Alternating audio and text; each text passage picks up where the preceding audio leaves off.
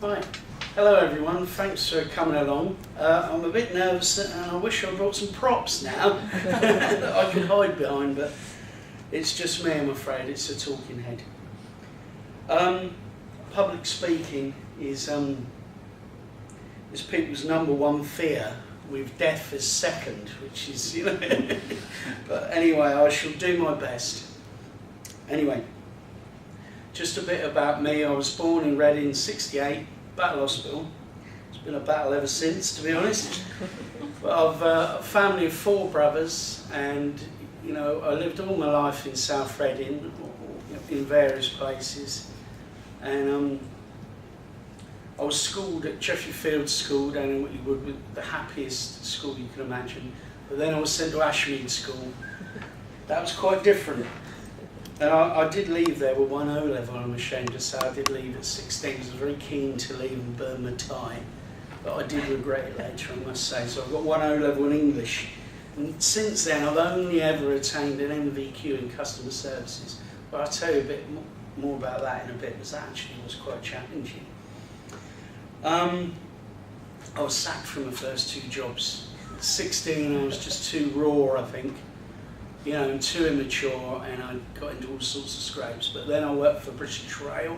I was lucky to work for them when they were a proper nationalised industry, and it was great. But I knew something was amiss. Then one Christmas, they gave us a Network South East tie and a card with a picture of a train going through the snow on it, which was unusual. I knew something was amiss.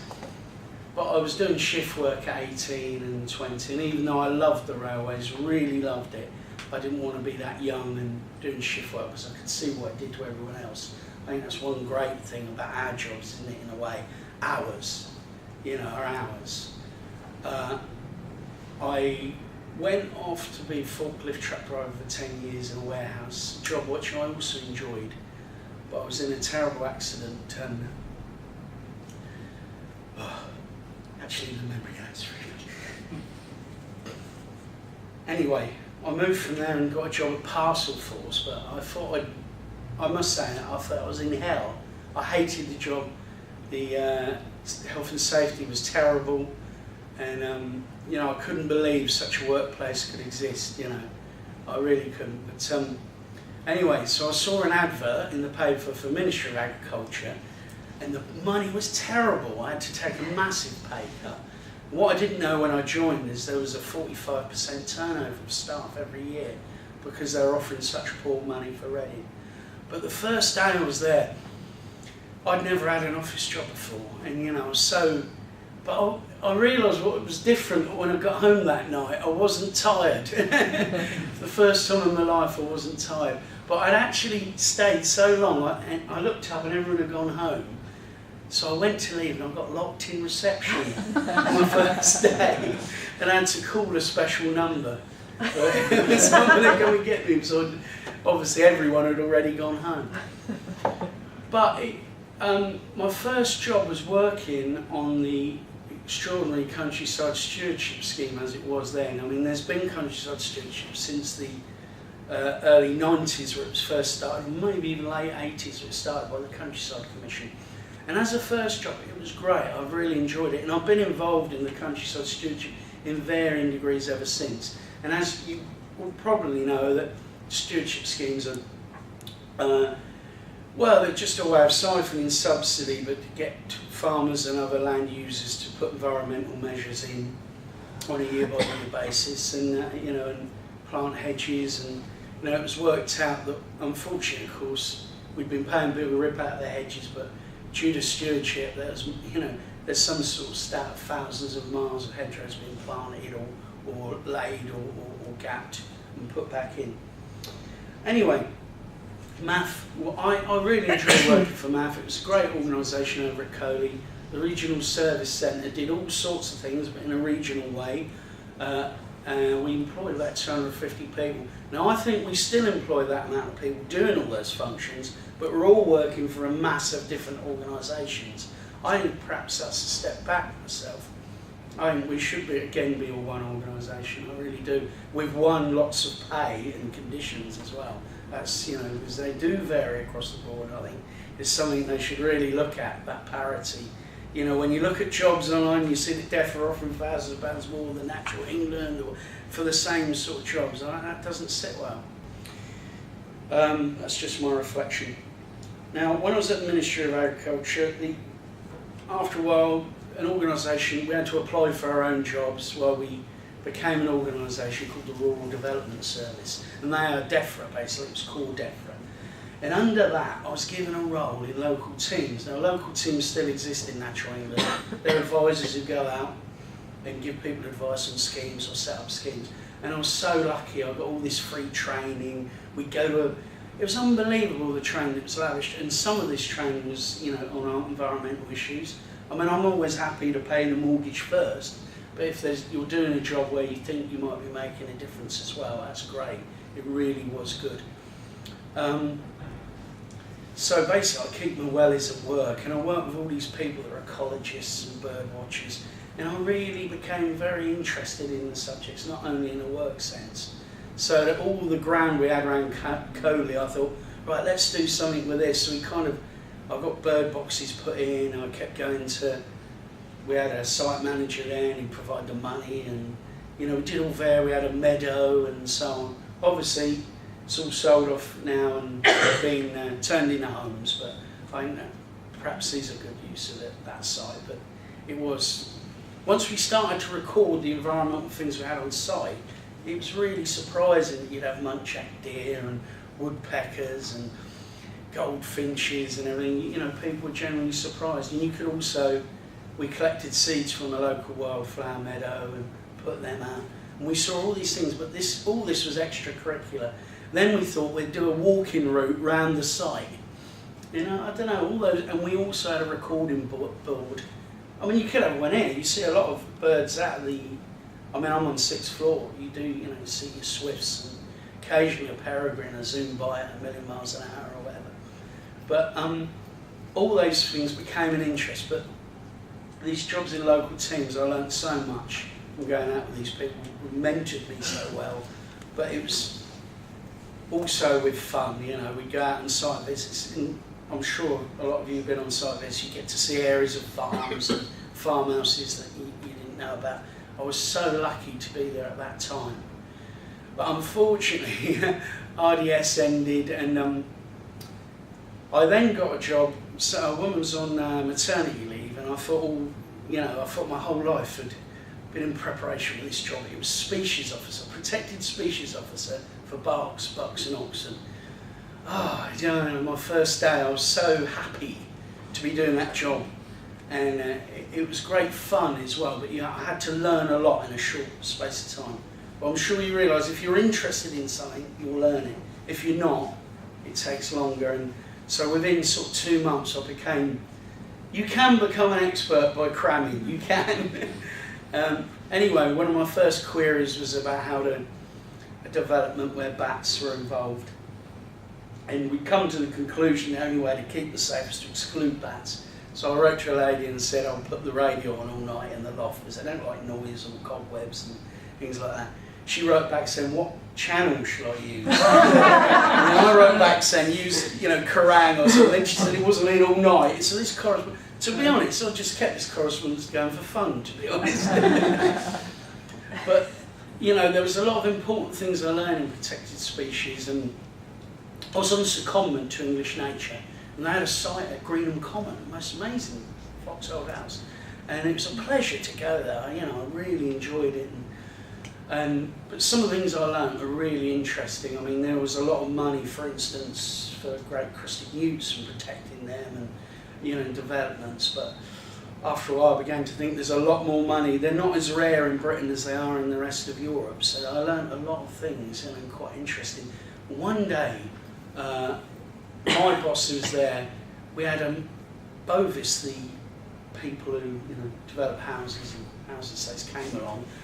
We had a meeting with them, which I fell asleep during the meeting, I have to admit, because they went on for so long. But they brought something like 7 people, and there was 2 of us. And the guy who was my boss at the time was saying, look, okay, you can destroy this estate, take it apart, but it's really important for bats. So he talked them into building a house just for bats that had the required heating and so on. And we also talked to him the soft destruction, that is taking the tiles off if you demolish it one by one.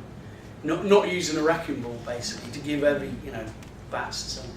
And it was a real eye-opener, but they were very frustrated. Is that enough? They were going, well, I don't know. You could do, you could put up some Swift boxes on the new houses. And it was amazing what you could do in mitigation. I learned a lot from that. But, they came along with 7 people to intimidate English nature, really, but we really did make it so clear to them that unless they provided some very good mitigation, we weren't going to approve it. Those were the old days. Unfortunately, something odd happened. In 2007, Natural England was formed, and overnight my job as Protected Species Officer went, and they decided to make it just a paper-based thing where they send letters and responses out. I just knew it was too good to be true. I loved it so much. But anyway, Natural England was formed, it had quite a broad remit then. It tried to be away from the government, if you like, and to be a body of its own, but gradually as the years gone by it's been closer to government policy. The various jobs I've done since, the one of the oddest ones is the Injurious Weeds Act, and that is where there's still a legal act providing, telling people not to let ragwort and other injurious weeds grow too close to livestock and horses. Unfortunately, there's other things under the Act. I can't remember the 5 weeds under the Act now, other than ragwort. But the other ones aren't really that poisonous. Ragwort's the only one that's poisonous to horses and so on. But to prove these things and to be objective is very difficult, and it's the most challenging job I did. I did it for 5 years running that, and some of the complaining was seen totally out of proportion. Some very angry people indeed, who would call you day in, day out as well. You never felt you were getting away from them. But it's still going within Natural England. The government is such a controversial subject that Prince Charles writes a letter up to us about it every year. And, it's an emotive subject for people in the countryside, ragwort, and it makes for a really odd, it's one of those situations you're hard struck to please anyone. You're managing complaints rather than resolving them. We're not going to eradicate ragwort. If you go on holiday today down the M3 or whatever, ragwort's both sides of the road, and it can be a weed in the wrong place, but it attracts a lot of invertebrates as well. So it's a very difficult role for Natural England really, because we're really supposed to promote weeds rather than get people to clear them. But anyway, the other things, I'll give you a chance to ask a question in a minute. I've been working on schemes of countryside stewardship for years, and they've variously changed forms. In the last couple of years we've had the countryside stewardship. We thought they would be given a new name so that we wouldn't get confused with the old countryside stewardship, which is the higher level stewardship, which is still running. They were signed up for 10 years. But unfortunately the minister decided to call this one the countryside stewardship. So we've got the virtue of never knowing quite what scheme anyone's talking about. When they phone up, you think, is this the old one or the new one? Or, I wish they called it something different. At one point they were going to call it ELMS, the Environmental Something Management Scheme, and I thought, that would have been a good break. I've been paying claims under that scheme, just in fact as a lot of you would be for BPS, and as you know that involves all the checks and normally. So paying claims and paying capital claims, which you can have under stewardship, like planting hedges and things like that. And lately I've been doing inspection results when they come, that is very challenging because unfortunately we have such a high penalty regime that if someone makes a mistake on their agreement, we might recover £1,000, but the penalty might be 3 or 4 times that. So it can be an extraordinary thing to administer. We have this system, if you're going to recover more than 30% of someone's payment that year, you phone them.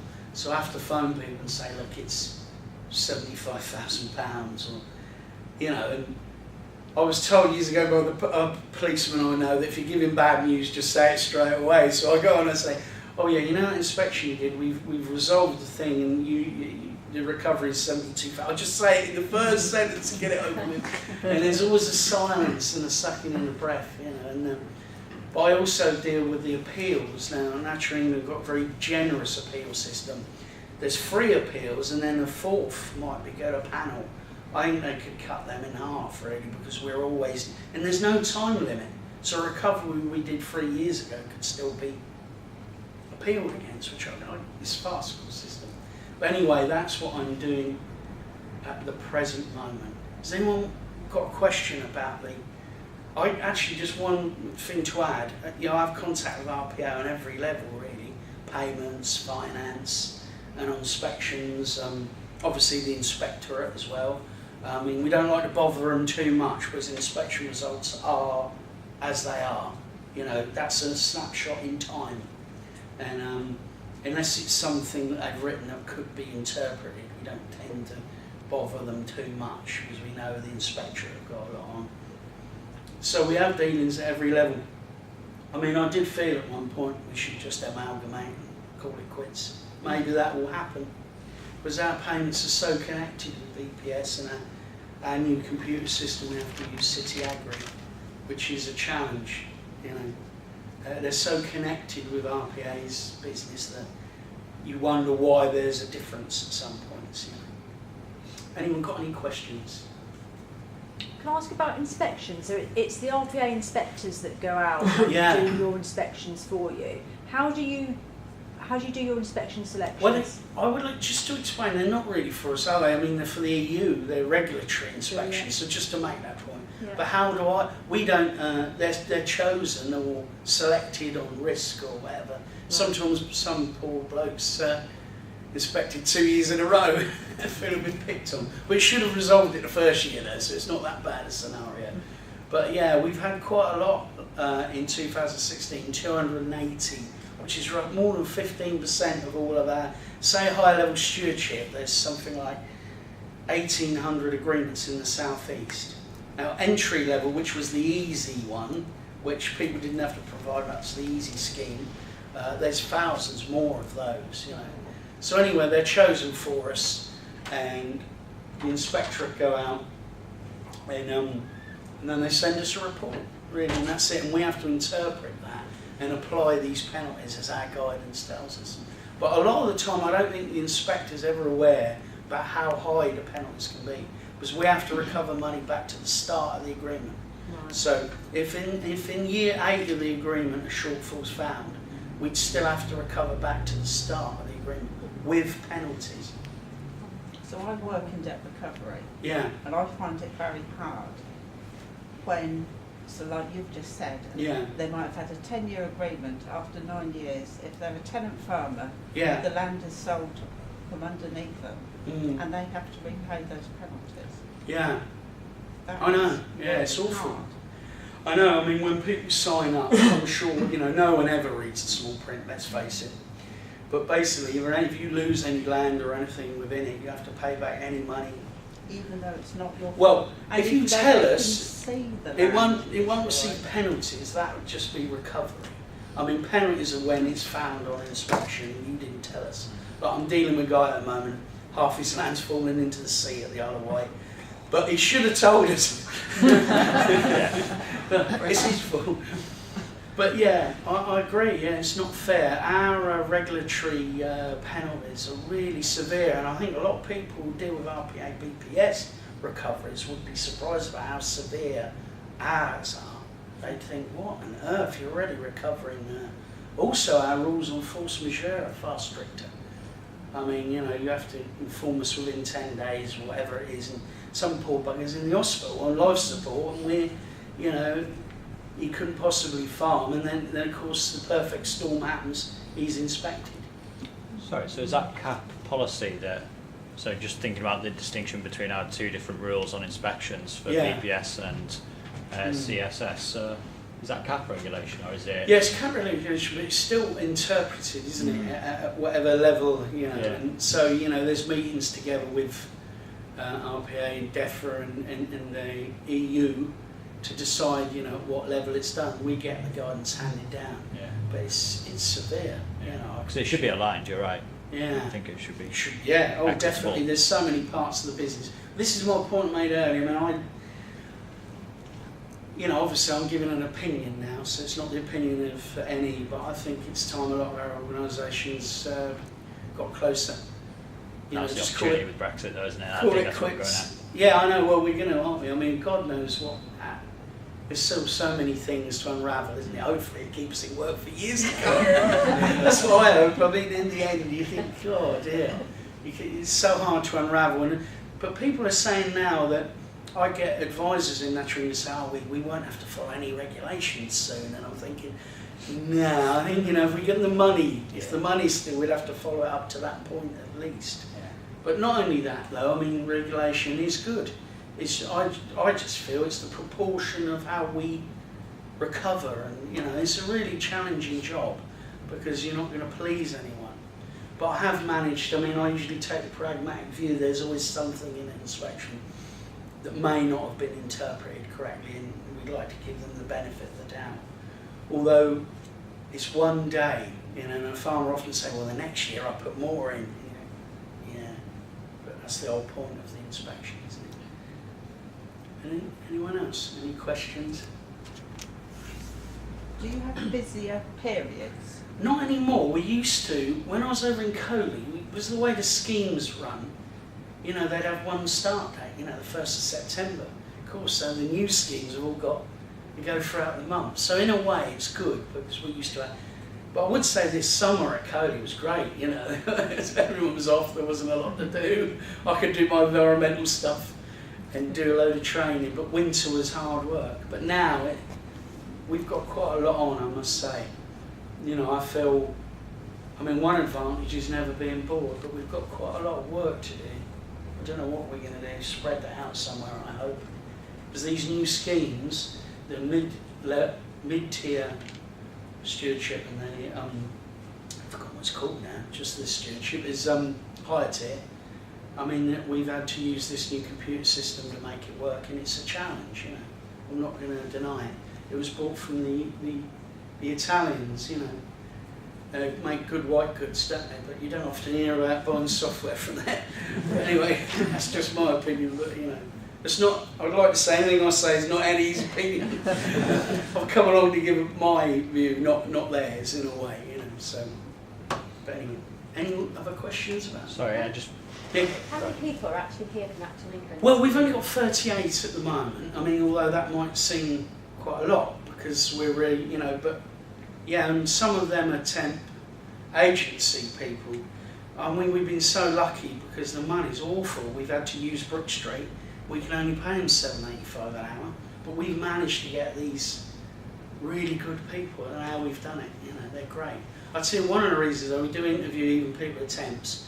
We come in and just have a conversation with them. We don't do the interview thing with them, and if it seems to have better results than going through the formal, you tell us a load of fibs and we choose whether to believe it or not process. So we've done all right. But so about 30 of us are full time, and the others are temps. So yeah, 38.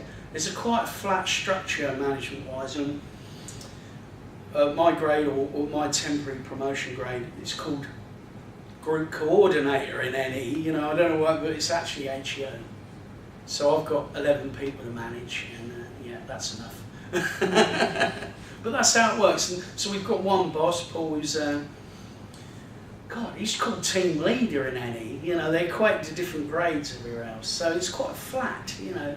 For instance, like in the old days when you had an AA do your photocopy, we don't really work like that anymore. We've not been able to. If you want something done, you have to do it yourself. It's terrible.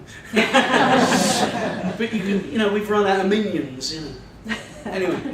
So, it's just on the back of Eileen's question. The peaks and the troughs of like the payments. So, is that because the customer can enter into an agreement on a monthly basis? Is that correct? Not really, because what used to happen, this is extraordinary, but when the higher level stewardship was set up, we paid 6 monthly, but we didn't have to supply a form. So we could do that. But the EU decided after that running for 4 years that suddenly we'll have to get them to submit a form and they have to have uniform start dates. So you had to realign all the agreements to actually have a start date. Yeah. So even though I say there's no peaks and troughs, at the moment we're trying to pay people for the end of 2016, so there is in a way a peak and trough. So unfortunately when we had to realign, it's very complicated. And a farmer now, they're still expecting their money in December and we're still fiddling in June because of that realignment period. Right, okay. But they were paid automatically every 6 months without form. But the past 3 years we've had to get them, I'm sure everyone's aware. So we've suddenly created loads of paper that we've never had before, cupboards full of full of forms and scanning and so on. So suddenly you've got a computer system and the paper and the scanned. So, but that is what the EU made us do. They weren't happy with the non-form claiming and the other innovations, whether that's right or wrong. It was their money, but we follow those rulings quite religiously, I'm sure. Yeah, like you have to, yeah. Is there anything else? Can I ask, in very simple terms, what are some of the differences between the levels of stewardship?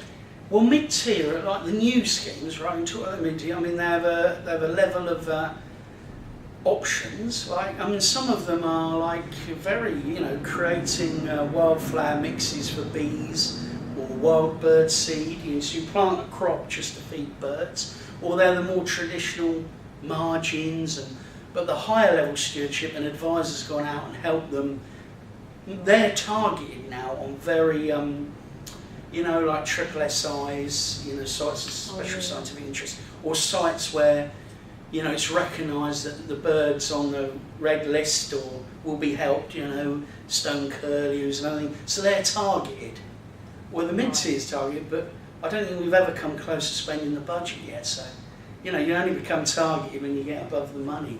So mid-tier is supposed to exist without any advisor help. Right. We're all a bit sceptical about that because, until someone's visited an agri-environment, they're often not quite sure what it is they're supplying,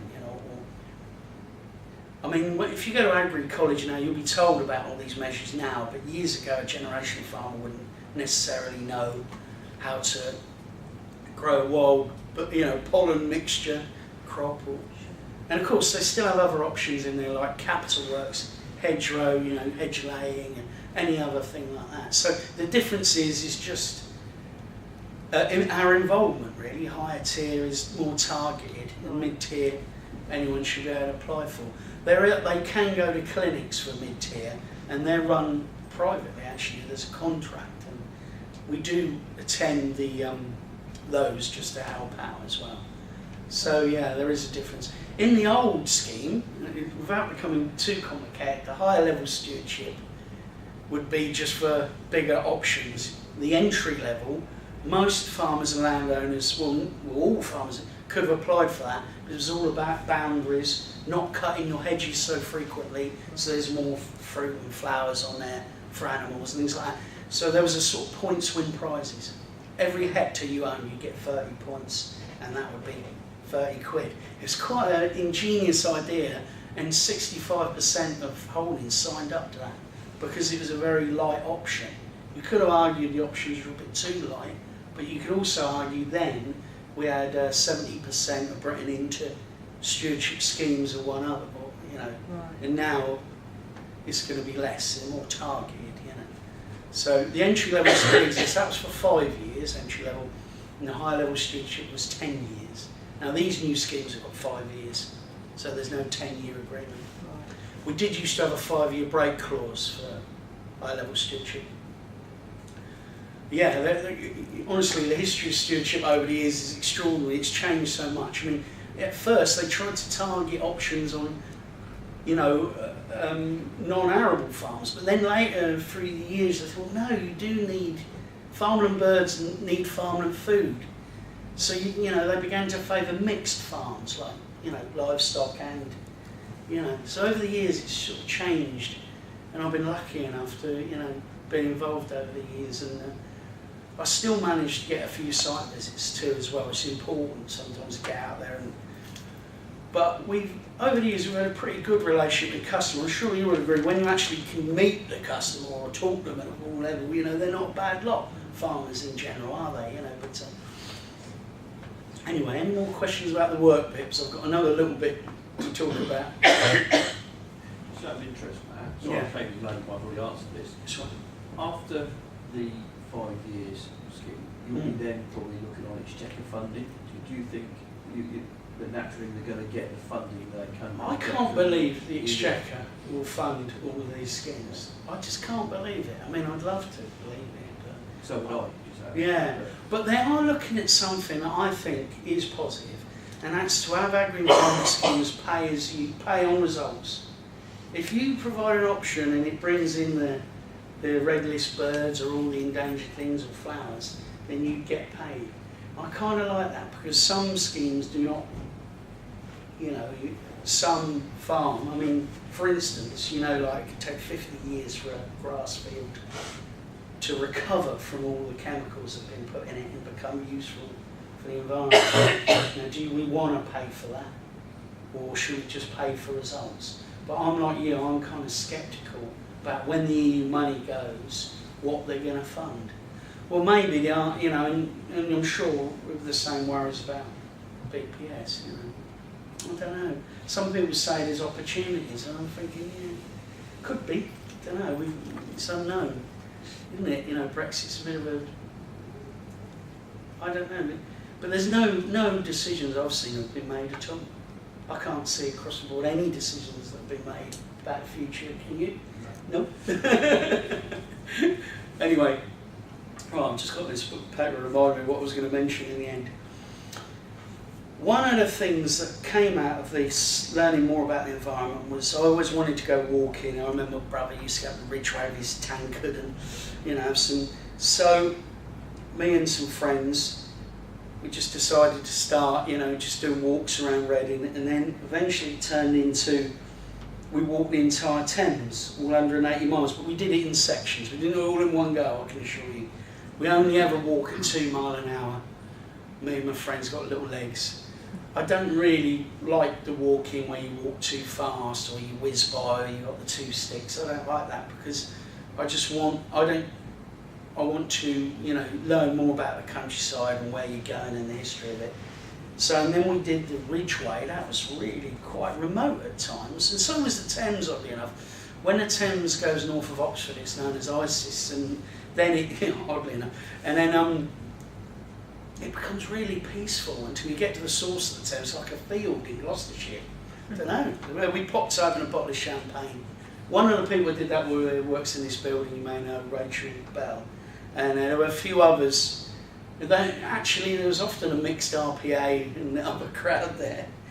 As the years go by though, any faint-hearted walkers used to fall aside. Because if you meet on a Sunday and it's raining, they don't want to do it, then it's never going to happen. You just have to take the right gear. One stretch of Ridgeway, I was out 10 minutes out of the B&B. We was totally soaked and exposed, even through waterproof clothing, and I had to do another 15 miles to get the White Horse. And I thought I may have burst into tears. One of the other things, I'm a terrible map reader, and it seems to everyone ever, I've been lost everywhere. We've been lost in the New Forest. Once lost on the Thames, walking the wrong way. I mean, we have been lost near Reading. We've been lost in Arborfield and all other places, even with maps and technology. But sometimes there's a beauty in that. I have noticed one thing, that some people don't mind being lost, whereas others send them into a frenzy of panic, I always think I don't know, call a taxi or something. I don't know. But what I really love is some places in the southeast are still remote. And it's weird to think with so many people live here, and we live in Reading, and it's so remote that you think, oh my God, and you can't walk a whole day. I was up near a place called Swincombe, once in Berkshire Downs, and I just saw this child in the distance, and he got closer and closer, and it was just me and a friend. He was dressed in Victorian clothing for no reason that I could think of. And he got closer and closer. I thought, oh God, it's a ghost, isn't it? And he just walked by and he sort of doffed his cap. I'm like, hello. He walked off. I've never found out. was similar to my brother. He was camping at Silchester once, and through the mist he could see his Roman legion coming towards him, and he actually, he was frightened out of his wits, and it was a reenactment society in the car park. But anyway, I can recommend, and it leads to other things. You start noticing things you never noticed before, and that's the great thing about learning environment. Bird watching, all these things are free. They're absolutely free. You can go and do them, and you can learn how much you want. The only thing I will say though is because people have got great knowledge on these, you do get mansplaining, this terrible urge of middle-aged blokes to tell you things, and sometimes I think it's best we ration that knowledge because otherwise, it's just, especially if you're self-taught, you're more likely, I find, to try and tell everyone you know something, and I think you should try and curb that, or I tried to, until today. Local history knowledge, I'm from Reading, I love Reading, in proportion though. I like a week in the creek, or whatever, like any person, and I love going to London. But Reading, John Betjeman said Reading hides its pleasures well. That could mean there is none, or you have to go and find them. You have to go and find them. Urban rambling in Reading can be fun on an evening, just walk around, look at the houses. The White Nights art trails this weekend, and even though I love art, I don't often look at the art, I'm just looking around people's houses, really, and they're often nice red brickers. And so once you start, I think, noticing things, I never really got this till well into my 30s, simple pleasures and noticing stuff. You're entertained even when you're at the bus stop, put it that way. I've also recently been writing for this local blog, Whitley Pump, and it's really about Catesgrove and my area, Whitley, and trying to do, I've got no kids, I've only got 2 cats, so I've got plenty of time. So I've been writing articles for that and really enjoying it. That's about it really. I recommend though people joining a walking group or just, there's nothing worse when you meet someone from Reading and where's the museum, or where's the, come on, you've got a load of time. I'm not a big desktop luncher, I think you should get out there. I don't even know whether you're working or at lunch, But anyway, that's it. Any questions? Yeah, 2 miles an hour is the pace. Because you always think, oh, I'll be there in 2 hours. You start stopping thinking about distance and think about time instead. And as long as you've got hip flaps or whatever, or that's the key to enjoying walking, just think of time. You've got 5 hours spare, then you can walk 10 miles really easily. Most people could walk that in 2 hours if they wanted to. I hate people with long legs walking with them. It's just terrible. But anyway, I've enjoyed working for Natural, and I do enjoy working for us. Those of opportunities open for me. I'd recommend anyone doing an NVQ. It's not easy actually, and trying to get some money for learning out of the organisations we work for. I hope for the day that we're all one deaf for myself, but I'm not such a big believer on all these devolved organisations. I think we've got the same aims mostly, but all I know is that when I've done these lunchtime walking tours from here, we've had a great bunch of people come out, and that's been great fun. It's something I've always wanted to do, but I've started talking less and less while I'm on them, because I hear that there was a day the other day, there was a nice day, and some people got together and did a walk. We'd done before, and I thought, yes, my work is done, because it was just paid forward, being interested in things like that. Mind you, it's everyone's cup of tea. Sitting there with a book's good, isn't it? But the lunchtime walks that anyone can do, or I'm a big believer in getting together. But we've had a great crowd, I must say. Hardly any of them are from my room though.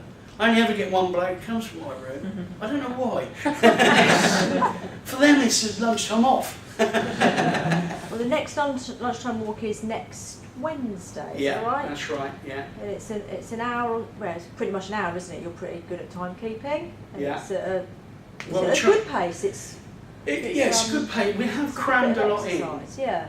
But we're trying to do it in an hour. Not that I could take longer and shift my things around, I'm sure a lot of people could. But in the end you want to just tell people it's going to be that hour. We've often done 2.5 miles, sometimes 3. Yeah. I had a terrible thing though, trying to jam everything in, and we were lucky to get some money the other day. We had a day trip to Oxford, go to the Natural History Museum.